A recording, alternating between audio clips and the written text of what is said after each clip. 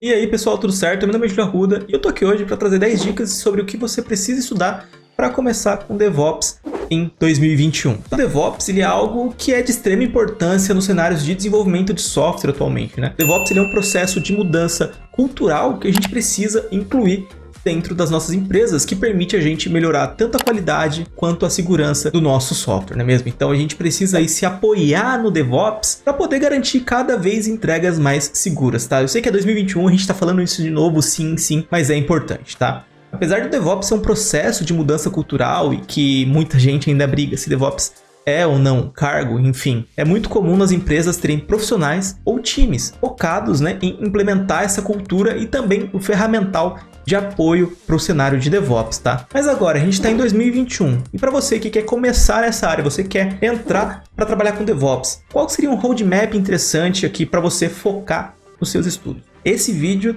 tem justamente esse foco, tá? Em te ajudar a caminhar aí nesse cenário de DevOps, nesse mundo do DevOps, tá? Alguns pontos que nós vemos muitas pessoas falando, né, quando a gente fala de DevOps, é automação de build e deploy, mas a gente precisa ir um pouco além disso. Só automatizar build e deploy não resolve a nossa vida, não resolve DevOps, isso não é DevOps. DevOps vai muito além disso, entra com cultura e aí apoio também ferramental, e a gente vai ver isso hoje. Aproveitando esse momento do vídeo, já que você chegou até aqui, se você estiver gostando desse tipo de conteúdo, achar esse tipo de conteúdo interessante e a gente sai um pouquinho mais do técnico, não esquece de deixar o seu like aqui, ele é muito importante para eu poder ter uma métrica do que você tá achando também, né? Eu preciso entender a sua posição aqui, o que você acha desse tipo de conteúdo para saber se eu trago mais desse formato aqui no canal, beleza? Então não esquece de se inscrever, curtir e também aí já deixar nos comentários o que você tá achando, suas dúvidas e suas sugestões também, beleza?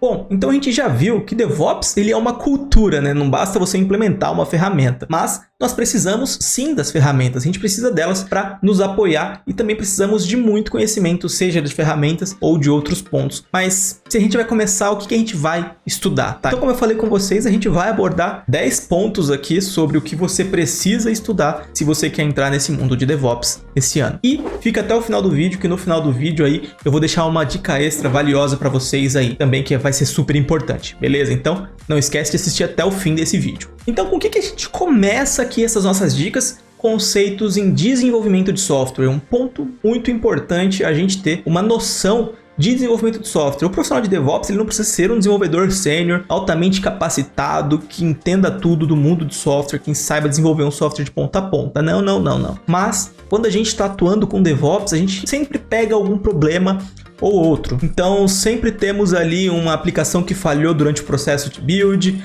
uma aplicação que falhou no processo de deploy, não é mesmo? Nem sempre tudo é perfeito. Então durante o processo de automação, muitas vezes, ou mesmo depois que você já tem tudo automatizado e acontece algum problema, que acredite, acontece. Problemas sempre acontecem, imprevistos sempre acontecem, e às vezes alguns mais cabeludos do que outros, tá? Então você precisa aí ter uma noção de aplicação, mas o que eu preciso ter nessa noção? Você precisa ter uma noção de como uma aplicação funciona, como é que você escreve alguns códigos, como é que você testa, como é que você debuga. Você precisa ter um conhecimento ali de erros, né? Você precisa saber depurar uma aplicação. E também um ponto importante é você conhecer versionamento de códigos. Eu não vou entrar em detalhes sobre isso aqui agora. A gente tem um tópico sobre isso bem específico para falar de versionamento.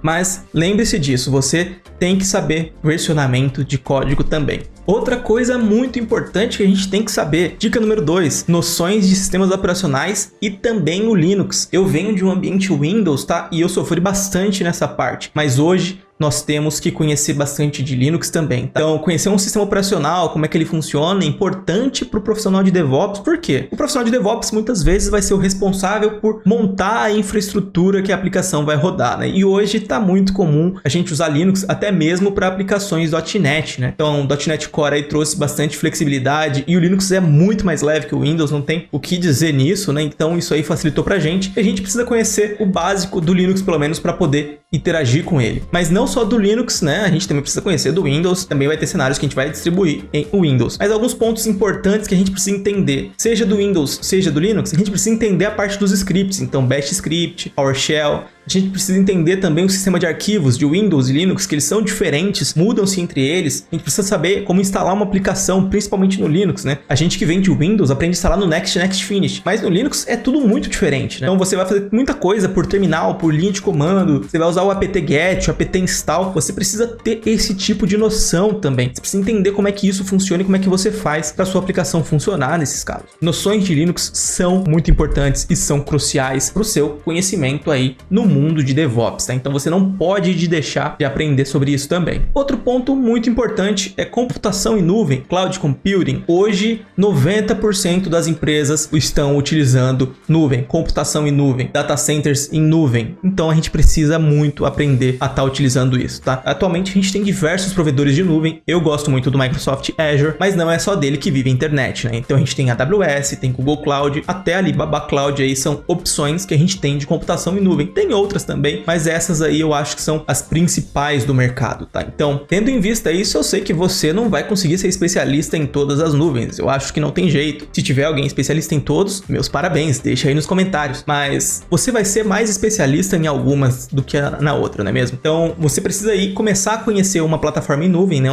Um desses provedores. Então, escolha um desses provedores. Talvez faça sentido você escolher provedor A ou B baseado no projeto que você esteja atualmente, que você esteja entrando, mas o ponto é escolha um provedor no qual você se identifica bastante para aprendê-lo o máximo a fundo que você puder, tá? Mas alguns pontos aqui que você precisa de fato aprender são permissionamento, como é que você pode fazer os permissionamentos aqui dentro, tá? Isso eu tô falando de Azure, tá bom? Eu sou mais especialista em Azure do que em outras, então meu conhecimento maior é em Azure, AWS eu não sei tanto, Google Cloud eu não sei nada, Alibaba eu nunca nem vi. Falando de Azure, alguns pontos que eu julgo importante para você aprender se você quer trabalhar aí com DevOps. Permissionamento, como é que você permissiona recursos, grupos de recursos, como é que você bloqueia grupos de recursos. Os grupos de recurso em si é bom você conhecer também como é que eles funcionam, como é que funcionam as redes virtuais, as VNets, né? Como você faz peering entre elas, por exemplo, são coisas muito importantes de você conhecer. Os app services para publicar suas aplicações, máquinas virtuais e suas particularidades, temos diferentes tamanhos de máquinas virtuais, temos diferentes processadores, temos diferentes tipos de disco, então vale a pena a gente entender aí para poder sempre se adequar melhor à nossa necessidade. Vale muito a pena você entender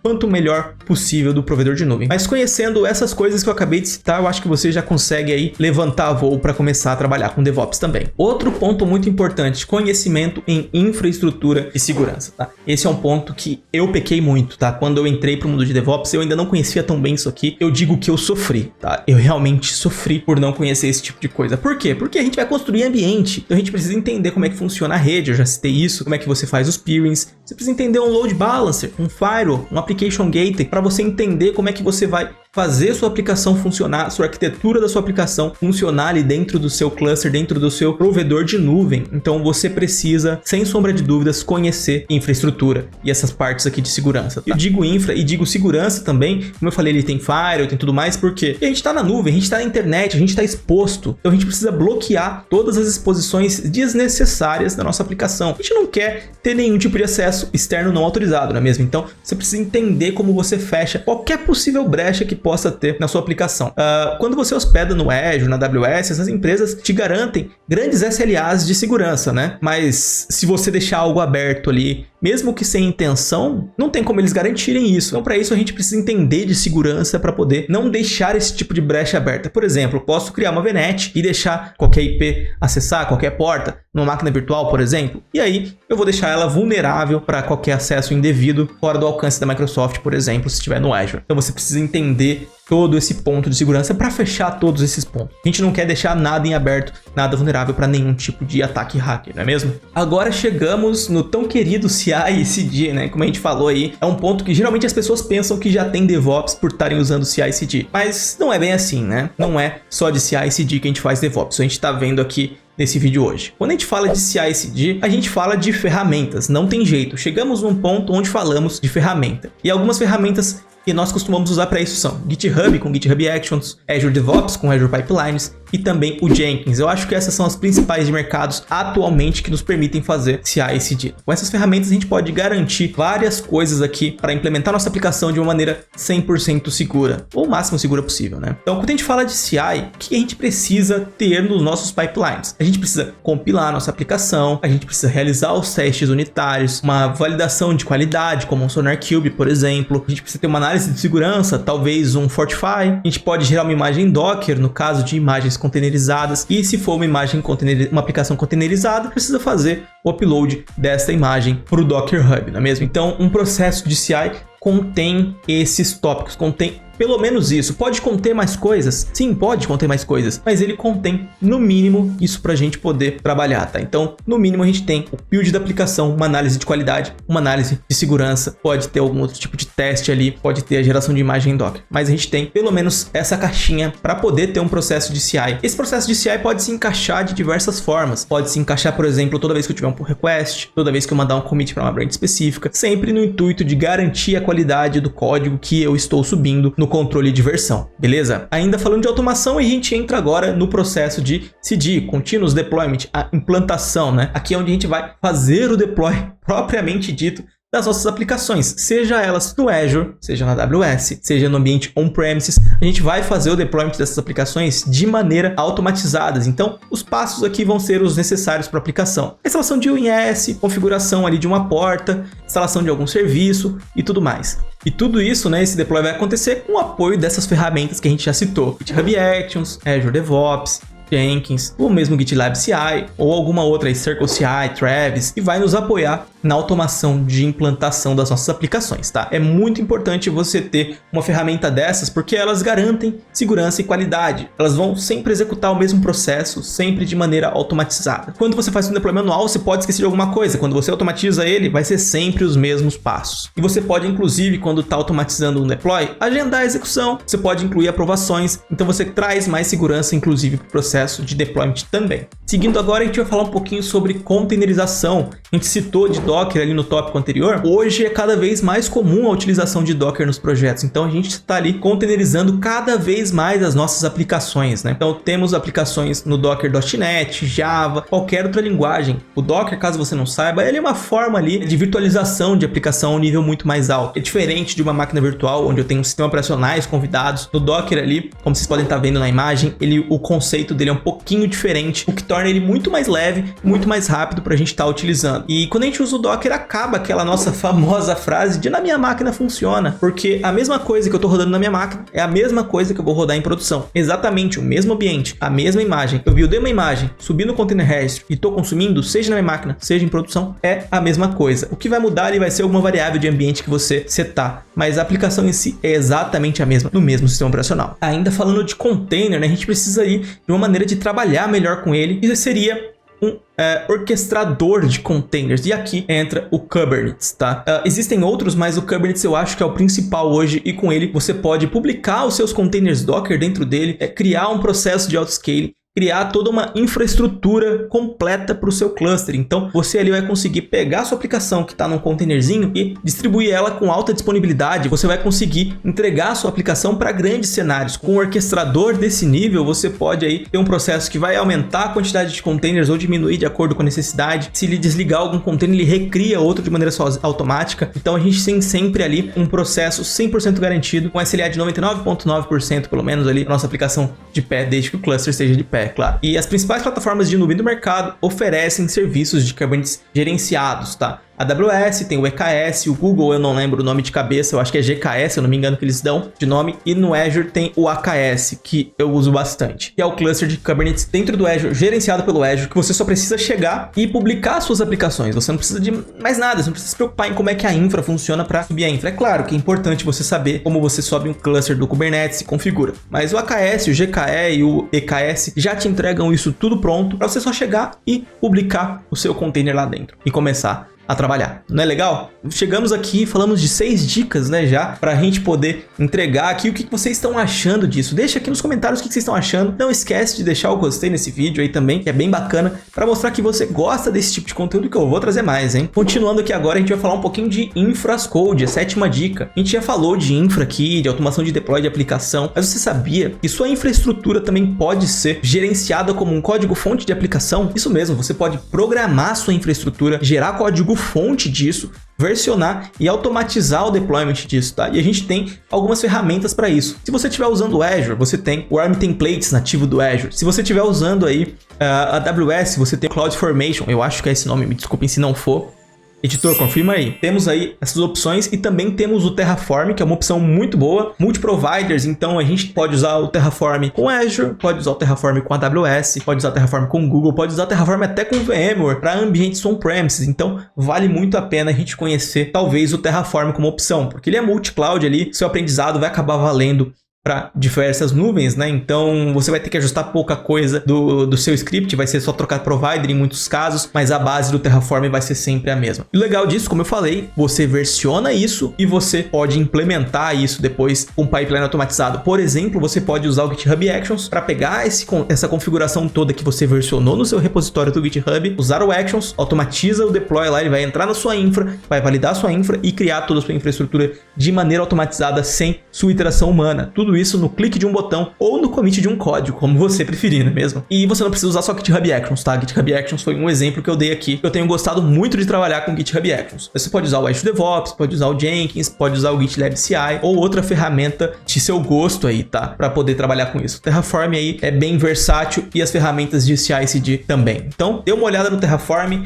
ou se você preferir no ARM Templates, ou se você preferir no CloudFormation, mas aí sempre dê uma atenção à InfraCode. Ela é crucial aí para o seu aprendizado de DevOps. Subir ambiente na mão, deixa para lá, esquece. O máximo que você vai subir de ambiente na mão é em Dev para você primeiro montar a estrutura e depois transformar em script, hein? Nada de subir ambiente na mão em produção, beleza? Beleza? Isso aí, não quero ver ambiente em produção na mão não, hein? Dica número 8, monitoramento, tá? Monitoramento também é crucial para o profissional de DevOps. A gente precisa entender como é que a aplicação funciona, se a aplicação está de pé, se a aplicação não está, se a aplicação está saudável. A gente precisa saber tudo o que acontece, e não só com a aplicação, mas também com a infra, tá? Então, por exemplo, preciso saber como é que está a saúde do meu cluster do AKS, como é que meu Kubernetes está, tá tudo ok? Minha aplicação, como é que ela tá tudo ok? Os usuários estão usando direitinho? Então a gente precisa ter ferramentas para monitorar essa nossa aplicação e a nossa infra, com o intuito de pegar problemas antes mesmo do usuário pegar, tá? E algumas dessas ferramentas podem ter integrações com IDEs de código-fonte, como é o caso do Application Insights do Azure. O Application Insights do Azure permite que você monitore ali sua infraestrutura, sua aplicação, e você integra isso com o seu Visual Studio. O desenvolvedor aí do seu time, a pessoa desenvolvedora, ela consegue, a partir do Visual Studio, visualizar os métodos da aplicação, né? E em cima do método ali, enxergar o que está acontecendo, como é que está a saúde daquele método, se ele quebra muito em produção, se não quebra, pegar os logs, pegar as exceptions, e aí corrigir essa aplicação, se possível, muito antes do seu usuário final notar que teve um bug. Isso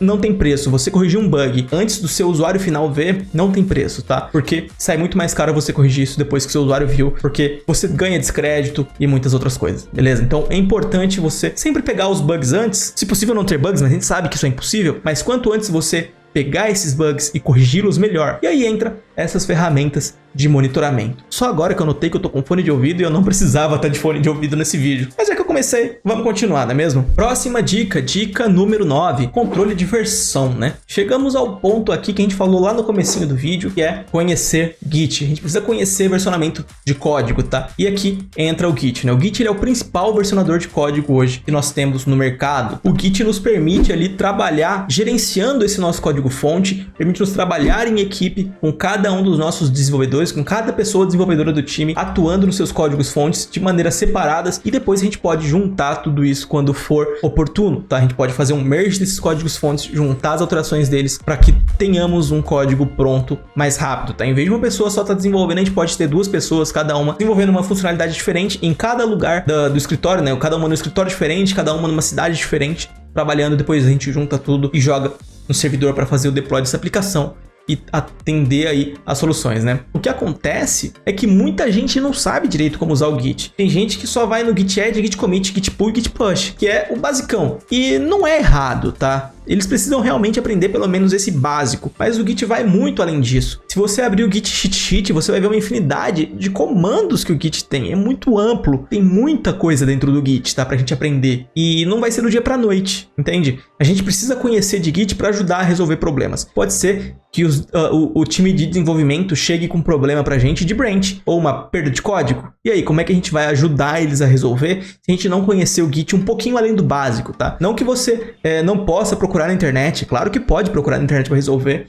Isso é saudável, porque como eu falei, o Git cheat sheet tem muito comando, muito mesmo, não dá para decorar tudo aquilo. Então, vai da necessidade. Preciso fazer um cherry pick ali para extrair um commit. Ok, Google, como é que eu faço um cherry pick? Então, você consegue ali se virar muito bem. É muito interessante você conhecer como é que o Git funciona, você também conhecer os principais fluxos de branch. A gente tem hoje o Git Flow, GitHub Flow, Trunk Based, são modos como você trabalha com o seu Git. Vale a pena você entender para saber como eles se encaixam com o seu projeto ou como eles não se encaixam. Porque nem sempre um fluxo de branch desses vai atender você 100%. Às vezes você precisa adaptar um desses processos, tá? Nenhum deles é uma bala de prata. Git Flow, GitHub Flow, Trunk Based, nada é bala de prata. Você sempre precisa entender o seu projeto, ver como isso se adequa para aí sim escolher um modelo. Às vezes até desenhar algum modelo baseado em um desses, entende? Então você aí tem que entender, conhecer esses modelos para fazer um jogo de cintura para colocar o seu projeto para funcionar da melhor maneira possível. Lembra, nenhum deles é bala de prata. Podem te falar que o Git Flow vai resolver todos os seus problemas? Mentira, não vai. Ele vai te dar um norte, mas não vai resolver todos os seus problemas não. E chegamos aqui a 10ª dica, né? A dica para fechar aqui esse nosso vídeo. Para fechar não, a gente tem mais uma dica surpresa depois, né? Então o que vai ser essa nossa 10ª dica? Ferramentas, né? A gente falou que a gente precisa de ferramentas para o DevOps, não tem jeito, a gente realmente precisa de ferramentas. Então vamos falar um pouquinho aqui de algumas que são essenciais para você saber hoje. Azure DevOps, uma ferramenta muito completa e tem muita coisa aqui no canal, eu gosto muito dele, que permite que a gente gerencie código-fonte, gerencie demandas, gerencie o CI/CD, testes automatizados, gestão de pacote com NPM do Get e Maven. Ela é realmente muito completa. Outra ferramenta que a gente tem é o GitHub, que ela é a ferramenta aí mais conhecida pela maioria dos desenvolvedores, não é mesmo? Onde você pode gerenciar seus projetos, sejam eles públicos ou privados, gerenciar suas demandas com GitHub Projects, gerenciar pacotes NPM no Get, até imagens Docker, também automatizar aqui seu processo de CI/CD com GitHub Actions, novidade aí do produto, até mesmo desenvolver sua aplicação com o GitHub Codespaces. Vale a pena você dar uma olhada no GitHub aí como uma opção de ferramenta para sua empresa também, tá? Apesar dele ser conhecido muito para o lado público, ele também tem um foco enterprise. Ainda falando de CI/CD, a gente tem o Jenkins também, que nos permite fazer essa automação de CI/CD. E a gente também tem o GitLab, que é outra ferramenta muito famosa, onde você pode gerenciar seus códigos-fonte, gerenciar demanda, automatizar CI/CD, gestão de pacotes e tudo mais. Depois, falando de infra, a gente tem Terraform, tem Ansible, que nos permite aí fazer um processo de infrascode, ARM Template, CloudFormation, ok? Temos Docker para containerização, temos o Kubernetes para essa orquestração do cluster ali, né? Para poder manter os nossos containers de pé. A gente tem Application Insights para monitoramento, Datadog para monitoramento também e muitas outras ferramentas aqui que se eu fosse ficar falando, ia passar horas e não ia citar tudo, tá? Mas o que você achou desse vídeo aqui, né? Dessas 10 dicas para você começar com DevOps? Eu acho que elas são importantes e cruciais para que a gente possa aí começar a trabalhar com DevOps em 2021, beleza? Eu sei que é 2021, ainda estamos falando de como trabalhar com DevOps, eu sei, mas essas dicas para quem está começando, quem quer entrar nesse mundo, quem quer começar a pegar, são muito válidas e vai ajudar muita gente. Não esquece, como eu falei, de deixar o joinha nesse vídeo se você está gostando e deixar aí nos comentários até o que você pensa sobre o tema, se faltou alguma dica, se vocês têm mais algumas dicas pra gente trazer aqui um parte 2 dessas dicas sobre como trabalhar com DevOps em 2021. Pode ser algo bem bacana também, tá? E o que vocês estão achando? Se eu trago mais vídeos desse modelo ou não? Vamos encher esse vídeo de like aqui pra mostrar que vocês gostaram do modelo, beleza? Agora então era isso que eu queria trazer no vídeo de hoje pra vocês e... é mesmo, né? Eu tinha uma dica surpresa. Que dica surpresa é essa que eu ia trazer para vocês? A dica surpresa que eu ia trazer para vocês era uma dica muito especial, né? A gente falou aqui de DevOps, de automação e falamos de Azure, tá? De plataforma em nuvem. Se você quer trabalhar com Azure, você não precisa começar pagando para trabalhar com Azure não, tá? Você pode clicar no link que tá aqui na tela para vocês e também vai estar na descrição desse vídeo e obter ali o Azure de graça por 12 meses com diversos serviços e mais $200 válidos por 30 dias para você testar diversos recursos do Azure ali, tá? Então você pode praticar os seus estudos, começar aí a mexer com Kubernetes, por exemplo, com Docker, tudo isso no Azure de graça, né? Depois que você acabar esses créditos aí, daí sim você opta ou não por começar a pagar. Você pode excluir sua conta sem pagar nada depois também, beleza? E aí também temos mais duas coisas que são de graça caso você queira começar a testar. O GitHub, você pode testar ele de graça, criar repositórios, usar o Actions, tudo de graça para poder estudar também, colocar seus projetos. E o Azure DevOps também é de graça para até 5 desenvolvedores. Eu vou deixar o link dos dois na descrição desse vídeo também, beleza? Bom, como eu disse, são dicas muito importantes, espero que sejam úteis para você. Não esquece de deixar o like nesse vídeo, seu comentário também é muito importante, sua inscrição e espero muito ver você aqui nos próximos vídeos, beleza? Aquele abraço!